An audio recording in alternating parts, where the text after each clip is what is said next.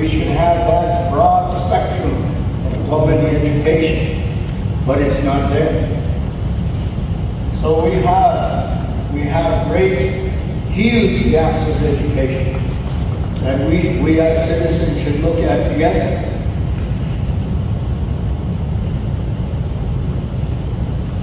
On the question of taxes, I pay more than my fair share of taxes. But there's a national hatred of Indian people. And it seems to me that the older generation, you're passing on to your children the right to hate Indian people. And the words are, Indian people don't like to work, they don't pay taxes, therefore we should hate them. And I think this whole leadership and every Indian person in Canada ought to do what I'm doing right now.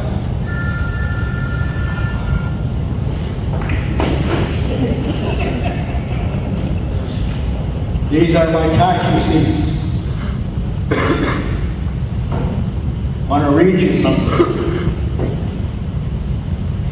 This is from Revenue Canada. Dear Mr. Benton, this notice represents the information processed as of 3/28/2010, and you should keep it in your records. We have established that you are eligible to pay GST, HSTC. I don't know who that is. I tried to figure out who that is. It can't be Mulroney. HST, that could have been Harris. I don't know who the guys are.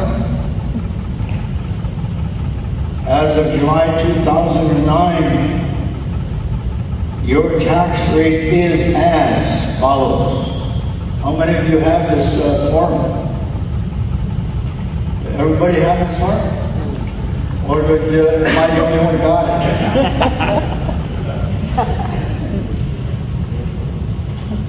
There's another one. Notice of assessment on my house, on the house that I rent. That every month I collect all of my receipts. This is April and May. I'll collect my receipts quarterly, and I'm going to keep them. There's an interesting discussion as I was coming out of Canadian Tire. I had shopped there, had a number of items in my shopping cart. A young man, probably about 30 years old, coming into the store. I met them as we were coming through the doors, and he says, "Hey, Indian, did you pay for all of that?" And I said, "No, I stole it all." He said, "If you're not smart enough to know that these doors are electronically controlled, if you don't have a price receipt on you, the doors will create a signal." And then he says, "Did you pay taxes on it?" I said, "Of course I paid taxes on it." And he followed that up and he said, "Have you ever worked?" And I said, "I went to work when I was 14 years old for $1 a day." And he said, "I can't believe that. Nobody would do that." By that time, a little crowd had gathered. There were some Indians standing there as well.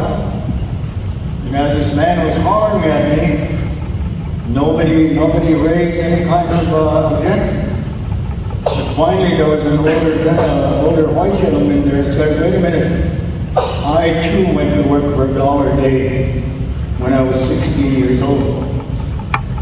The young man was astounded. He said, $1 a day? That's impossible. It's not impossible when that's the going rate. So I went to work for $1 a day, and we had to walk 5 miles to go to our place of work. I paid every tax, obeyed every law, paid every penalty.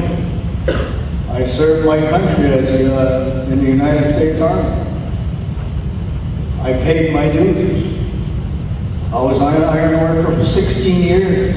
I paid my dues and paid my taxes each and every year. The number of Indian men and women who have served this country, you don't see them. You don't know them. Mostly because Indian people don't like to demonstrate and they don't like to brag about our accomplishments.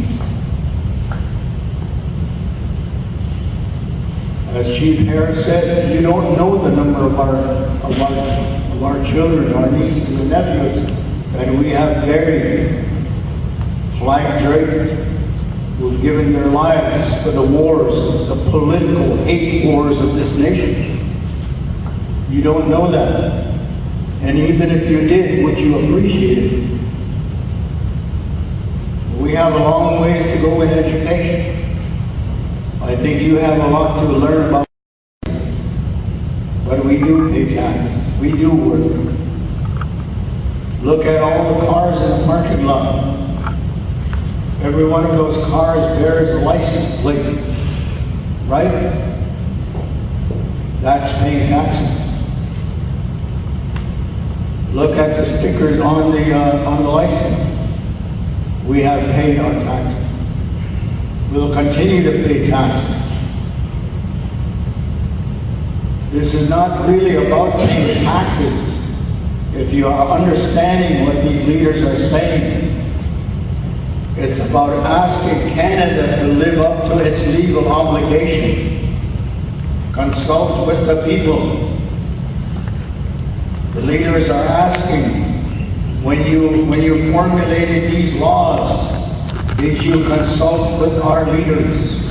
The answer is no. That's what we are asking. Where is our place at the table? Where was Tony Martin speaking up for Indian people? Where were the other representatives that spoke up for our interests? Were they silent on our behalf? They were silent. They did not speak up for us. And so the leaders are saying this is what we have to do. If we have to get you to listen by doing these kinds of things, it is what we are willing to do. We are willing to stand on the highway. And according to the sign that's out there as you come into the reserve, how many of you saw that sign that somebody has declared war?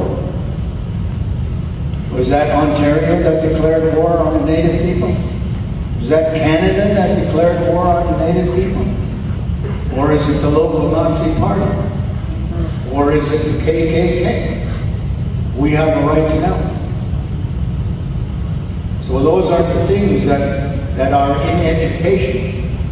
That we as Anishinaabe people ought to get educated about, and we ought to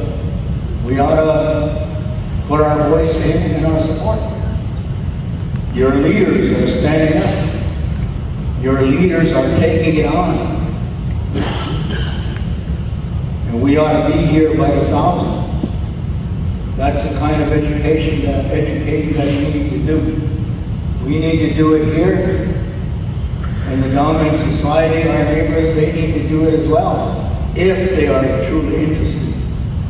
But if it's only about not paying taxes, then education will tell you that Jesus didn't pay taxes. Churches don't pay taxes. So do you hate them as well? Let's do some educating. Let's do some human, person-to-person communication. Big one.